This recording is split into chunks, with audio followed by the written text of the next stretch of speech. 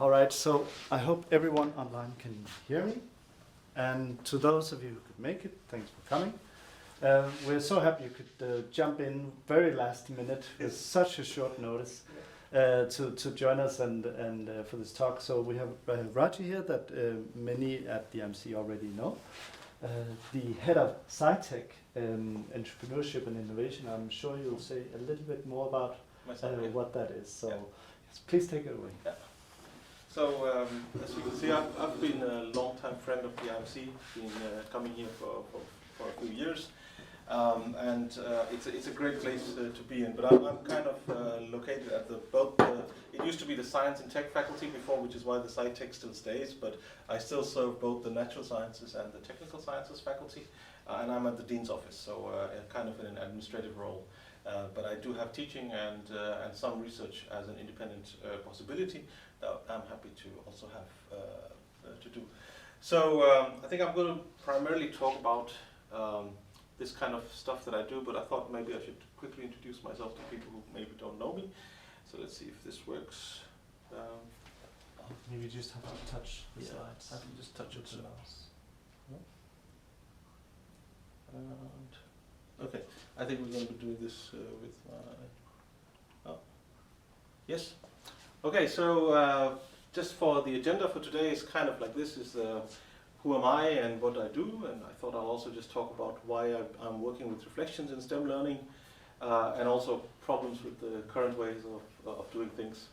So that's kind of the idea, and then of course I bring in a gamified approach to this, and of course we're showing some work in progress that I have. So for those of you who don't know me already, then this is where I'm kind of located in the central campus. So the Dean's office is actually at the Physics and Astronomy building, just in case people are curious. You can see I also have an affiliation here at IMC, which has always been there here. But I think this picture, if you go to Pure, doesn't really tell what I do. So I thought maybe I should highlight what I actually am. So I think I have 3 hats. So apart from the administrative hat that I have at the Dean's office, I'm also an entrepreneurship educator and researcher, and one of my main tasks is to design and embed entrepreneurship programs in the science faculty. And that's also because my background is, I have a PhD in biophysics and then a business degree from the business school, and then I've worked in the Center for Entrepreneurship for the last 10 years. So I think that's why this kind of came natural, and I think 2016 I went back to the faculty, and I've been there since 2016. The other hat I have is, of course, I'm very interested in games and gamification and how you can actually use this for both enhanced learning, but also how to sort of use it for engagement and other things. And during the process when I started this, I think I started working with games already during my MBA studies at the business school, when I started using, I would say, play actually more than gamification at that time, as a way to solve problems. And that was quite recognized. It was something that I actually also enjoyed, and then I said, okay, why not make this kind of a permanent part of what I do? And in doing so, I also ended up having an offshoot, and I call myself an accidental academic entrepreneur, because one of the things that ended up, I had a science writing and science consulting company before, but then we went into gamification from 2014, and then in 2016 we launched our own independent game studio. And in the game studio, we actually both design and create games, and as well as consult on projects that require any gamification advice. So this is what we do.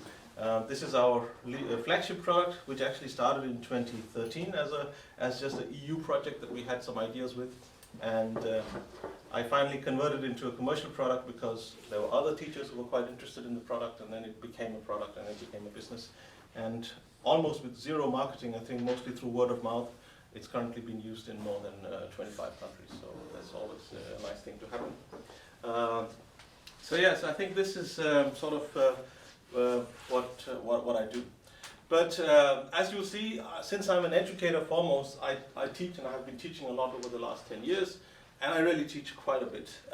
So this is just all the type of teaching I've been involved in. With different sizes of classrooms, from everything from 10 to 20 to all the way up to 100 to 150 even, which is at the School of Engineering.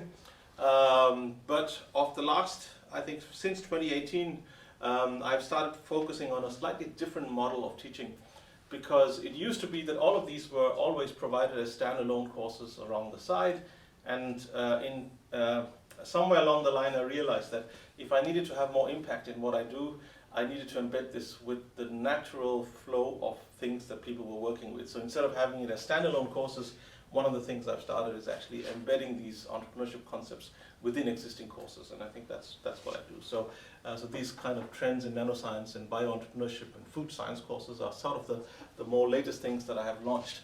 So I've both been involved in the design of the course and launching it, and of course overcoming the administrative barriers that one needs to do. I think this is just to give you a context, so what I do. So this is the embedded model that I have right now.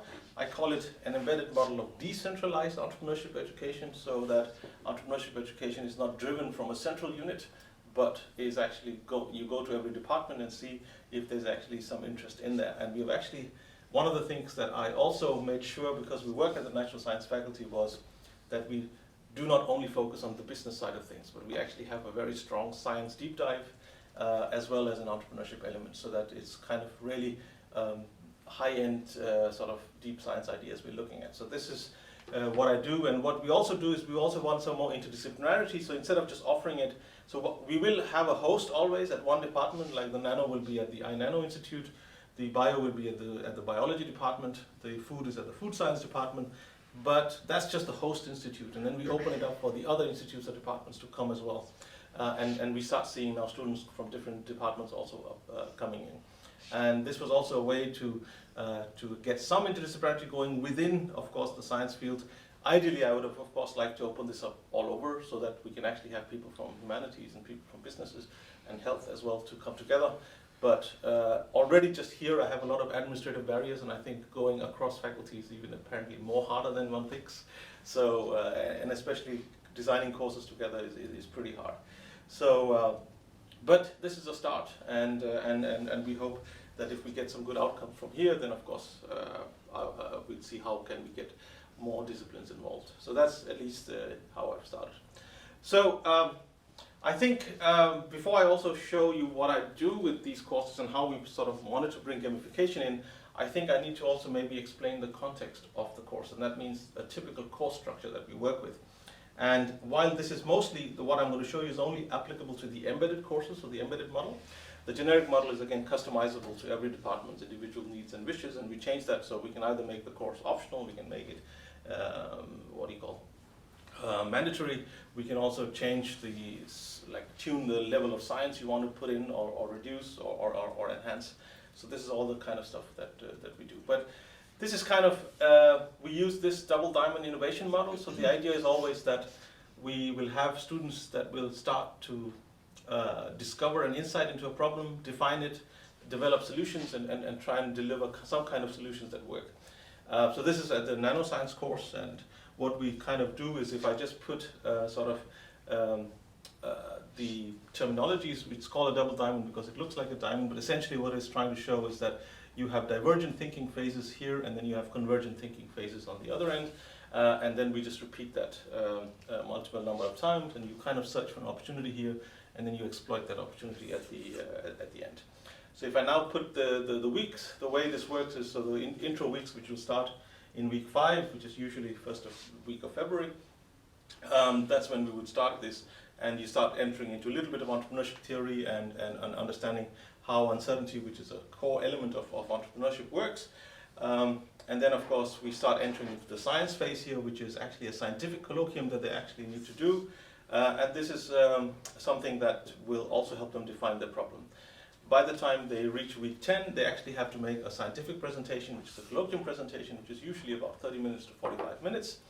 It usually is essentially going to 1 or 2 articles, and basically scientific articles that really explain the opportunity in the best way you can, and then you kind of go and talk deeply about that. So it's essentially a science presentation, and then from there we kind of move to this opportunity exploitation phase.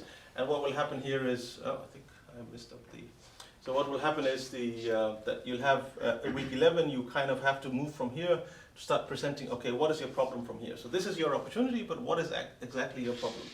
And then you will define your problem, and then start coming up with solutions in week 12, and by week 13, you will then also present your solutions. So we actually give you much less time to brainstorm ideas, more time to sort of play with the problem. And then I think after that, you keep working and find some value that the market can also value. So I think in terms of course workload, it's a lot of workload, because we have these yellow ones. These are major presentations that the students have to do. So it always ends in a pitch finale, where we actually invite both industry experts from outside as well as academic experts from the university. And we tell the students that the solution has to be both economically viable, feasible, and of course a valuable solution. So it has to have some societal value as well. And then we have some reflections and exam preparation sort of later on. Then they also have some minor presentations and some other presentations sprinkled along. And then of course there's a lot of theory and practice and group work. So if you really think with a lot of the other coursework that happens, this is really an intensive course. I mean, there's a lot of self-study as well, so the students generally are always short of time, I would say. So that's one of the things that we have. But what happens is that I would also say is that the students are very, because we ask them to find a problem themselves and solve the problem themselves, they're much more engaged, and it's much more easier for them to put the hours in it, because I'm not telling them what problem to work on, and we're not even asking industry to tell us what problem we should solve for them, because there's some courses that are designed where the industry comes with a problem and then you give that problem to the students. That's another way we didn't want to go, because we wanted students to sort of have the internal motivation of solving a problem themselves. So I think that's why we have this structure. So now I move on to kind of reflections, and before I kind of do that, maybe this is more a general question. If any of you are teaching, when do you do reflective journals, for example? Any of this? So do you ask your students to reflect? And if you do, when do you kind of do it? It's about journals. Like where you just ask the students to think, what have you learned? Right? So journaling is a way where you can ask the students to kind of write their sort of what they have learned through a journal that they keep, which can be their own journal or a digital journal, or it can also be. It's not a course evaluation. It's more just what do you think you're learning. So in my classes, when they get a little bit more than halfway through the class, we do a midway reflection. You do a midway reflection, yeah. But they don't write it down in a diary to save. I think they just write it on a piece of paper on the computer. But at least it's something like what you talk about. Would you then just call it an introspective step? Yeah. That you have. Yes. Okay. Yeah, and so it's kind of more internal. They just kind of analyze the processes themselves. So there's a few questions. What was something interesting so far? Is there something you could apply in real life? Yeah.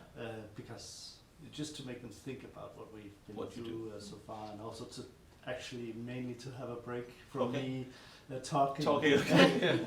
Yeah, and then to just catch up and think of questions and so on. So, Anybody else who does? Yeah. Yeah, we do it with medical students in an elective course. Okay. And we do it every week. You do it every week? We have them for 8 weeks. Yeah. So we do it like at the end of class every week. Okay. And you force them to write, or? Yeah, we've been trying it out twice now. And once we had like questions that just kept repeating themselves every week, and they got really bored from that. So the next time around we just posed 2 or 3 questions that kind of originated in the subject of the day, and then they had like reflections on that, and it worked really well. I think some of them could sit with it for a long time. A long time. Do you know what? Do you know how deep they went? It was very different for people. From between the individual students. Some of them also said at the end of the course that they could really see, like they had been going back to it, because they need to do like an oral presentation of a specific case problem at the end. Yeah. So they had been going back to their reflections to work with With ideas and theories in that, and others had just kind of kept it because the teachers said they should do it. Yeah. Okay. Yeah. So I And think what was it the name of the course again? It's called Perspectives on Health Data. It's an elective for medical students. Okay. So, did you have a point? Or no? Anyway. Okay. So, so I think just to show you that this is a typical engineering course in certain weeks. And if you ask them when they do kind of reflections, if they do at all, they would probably add them somewhere here.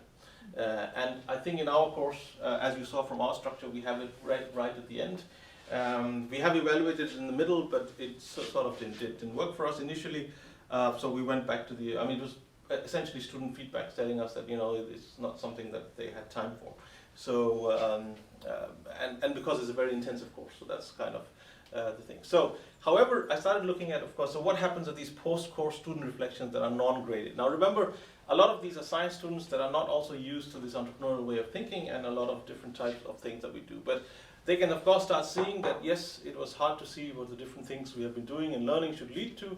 But after finishing the final pitch and writing this reflection, then everything makes more sense. So kind of everything falls into place because towards the end. And we start seeing that I think even this one, that the idea that the entrepreneurial method is similar to the scientific method, just stuff like that is also very useful to see.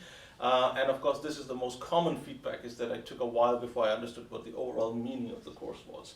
And while it's clear that the students don't have time because they're so busy in developing the product and putting the product out, testing it and showing how it works, they put so much effort into that they don't really figure out that it's actually the journey we're interested in and not the final product, even though the final product is something we force them to demonstrate to someone. And I think we also see stuff like this. In the beginning, I did not enjoy this process, or I was negative, but they start to find it interesting. And I also like something like this. As a child, I was very creative, and I suddenly managed to find that in myself again, which was a positive experience, which means somehow in the university system, that kind of creativity has been drilled out of them, and maybe this course somehow triggered that back. So that was, of course, nice to see. And then I think here I could also see something else. With that said, the process would have been more better if I could be an entrepreneur within a topic that appealed more to me than energy storage or materials. But that's a topic that the science professors working in that topic sort of gave as a thematic area, and within that thematic area, these students kind of self-chose and so. But apparently, even then, it was not something that interested this person, even though they chose it. So sometimes one can even question choice in that way, like how are you doing that? Of course, I also have people saying that, okay, I did not like the first part of as I could not see it in total context. So again, the idea is that they can't really understand where it's going, and that's what frustrates them. And then later on, when they get it, then they're like, aha, so this is what it was meant for. So I think if I summarize the challenges I've had with the entire way in which we handle reflections, and what I also see from students, so even though I see a lot of value at the end, the perception of value from the students of the reflection log in itself, I think, is a challenge. So why should I do this? That's one biggest question. And then, of course, understanding what reflection really means. Like, I don't know how you guys meet with the students or what you see, but at least what I see from a science and engineering perspective is that the students really do not know or have never been taught how to reflect in their entire student process, actually. And this is something I'm quite, of course, surprised about. And then, of course, the third challenge is this entrepreneurship as a team endeavor, and this reflection as a team reflection or individual reflection. So this is the last thing that I'll come up with. But let's just focus on these first two, like the perception of value and understanding what reflection really means. So by perception of value, what I mean is, of course, we know that most students find reflection logs as a cumbersome activity. So even if you force it upon them, they think it's kind of tiring. A reflection log is often expected to sometimes between 500 to 1,000, some people say, and this person, Hagg from Sweden, has been working on reflective logs in entrepreneurship education for quite a while, and he did a very interesting study as well where he found out that it was actually a very exhausting process both for the students and for the teachers. And again, we say that this is a challenge in action-based entrepreneurship courses or action-based learning, where the focus is on getting results as well as time challenges that such a course offers, because there's so much ground to cover. So what happens is that when they have so much ground to cover, this leads to students underestimating the time and effort required, and usually from mid-course until the end, it's like a last-minute rush. And also, of course, they're juggling other courses at the same time, which means that the reflection logs then sometimes become just a job to be done. Let's just do it because we have to do it. And it's not really reflective. And even if they do it, I think it's devoid of true reflection. So they're just doing it for the sake of ticking the box. And this is something that I think I wanted to sort of fight against. Then, of course, if we now look at what reflection really means, we also found some studies where, for example, Yo, who studied 140 reflection logs, found that self-confessional writing was very challenging and unfamiliar in especially academic environments task for a lot of students, and she had different types of students in her study, and it was common, and this was of course in Southeast Asia, but I think that even here it was quite similar, and of course I think we need to give guidance into how you can do a good reflection as well, and to instill the confidence that it's okay to voice your personal opinion or own thinking or sensitivity into your journal. So we also have to challenge, so the challenge is also of improving this reflective ability of the student. And I think with STEM students this is even more so because there's not much focus on reflections, as we said, especially when experiments and results and procedures really take up all your cognitive space and time that you have. So I started asking myself, okay, how can we add value and meaning to this? So we thought, okay, one thing I can do is emphasize as a teacher, say, okay, you need to really do this, and but this can be a little bit preachy sometimes, but you can try it as much as you like. You can use peer examples from past students or students who've done a good job, and you show that as an example. You could add grading to it because apparently students like when something is graded, so you could add graded to it. But I think I personally think grading is a double-edged sword because you can then have some students who do it because, well, there's a grade, but then they also do it because they want to sort of game the grade or hack the grade in a certain way. So they kind of, instead of writing what they should be writing, maybe they're writing what they think the teacher wants to hear, and that's also a problem. So and then of course, could we make it fun and could we make it collaborative? So this was sort of some ways we thought about. And then, let's just look at if we add grading, what happens, because we tried to do that with just a grading setting. So when we added grading, so this is a course that we run in the food science system, and you will see, so it's actually, there's 7 synchronized online sessions. There's a residential school in Turin that's happening always in person for about 10 days, and then again it's online work before they do an online pitch. So a lot of the work is online, but they do meet themselves, each other for a little bit. And then we have an assessment, and you can see it's a summative assessment which has an individual reflective portfolio which comprises 60% of the grade, and the pitch comprises 40% of the grade. So we tried to do with this 60-40, and if you see, this is the detail of the reflective portfolio. I'm not going to go in detail, but the idea is that it's a lot of things that we have said. That there's the content, how many words we expect them to write, what's the mindset, you have to think about working in a team, what's your learning journey, and we've also told them how many words they can write about. So we've given them things. So basically, we're trying to tell them what reflection is also, right? So we're also trying to do that, and we thought this would really work. So we start seeing some reflections. We have a system, it's online, so they write these reflections. Again, this is at the end of the course, so right to the end. And what you see is, so this is the criteria, so it's actually we have tried to make it a little objective, having, okay, how much points for the subject content, how much points for rational, how much points for the depth of reflection, and the writing and presentation and stuff. So we're trying to grade it on that way. Especially when you do grading, you need to do this anyway. But what you will find is stuff like this. Far too much initial description of what the online modules were, too much description, perhaps some improvements could also be made in other ways. And again, someone writing like this, I planned to add some reflection, but forgot to add them when I realized it was well past the deadline, and I'll add this as my personal reflection for my future studies. So this is another. So it's another way in which a student sort of said, okay, I'm sorry I missed the deadline. And but I think if you also look, so this is kind of 11 pages long, right? 40 students in this course, that's just an average, right? And if you don't, even if you give them word limits, stuff like other stuff can happen. Now in this one, for example, which is where people also say, I would say it's a persuasive essay, so they're also trying to convince you how good the project was, which is and then I also see this, an interesting absence in your portfolio is of the return to online and remote team-based work after the residential school and running up to the pitch. And really, was there no learning and reflection during this period? So why are we missing that? So even with all this guidance and grading, we still sort of lack that. And another one that I want to show you is this really student who went overboard. I mean, this is the reflection table of contents. It's almost like a thesis. It's 53 pages. And I think we were surprised, and of course you get the comment as well. The grade was still around 75%. And I think if you look at some of the comments, we actually, I think, highlighted, yeah, first impression is it's 53 pages long and without illustrations and other diagrams. Your word count is in excess of 12,000, and the guideline said the essays should not be more than 4,000. So this student really went overboard, right? But, and linked to this, there was too much description of what happened, what you did during each phase, the components, in other words, a project description of how it developed, but not real reflection on how to learn, how much you're learning, right?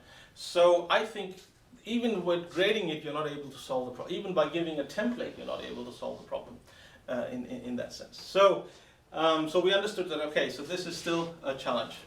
And then we said, and it was still individual. So even though they work in teams, it was done as individuals. So we said, okay, if entrepreneurship is a team endeavor, so that's the question I asked myself, why can't we make team reflections as over individual reflections? So what we started doing here was we tried to kind of, so we now said, let's drop the grading.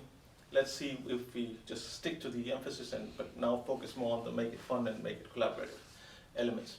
So what we did here is I introduced the SavvyGoat system, which is a startup in Oxford that I met at a conference, and they had some interesting tool that was offering, at least, they were not offering reflective learning at that time. They were just offering autonomous learning.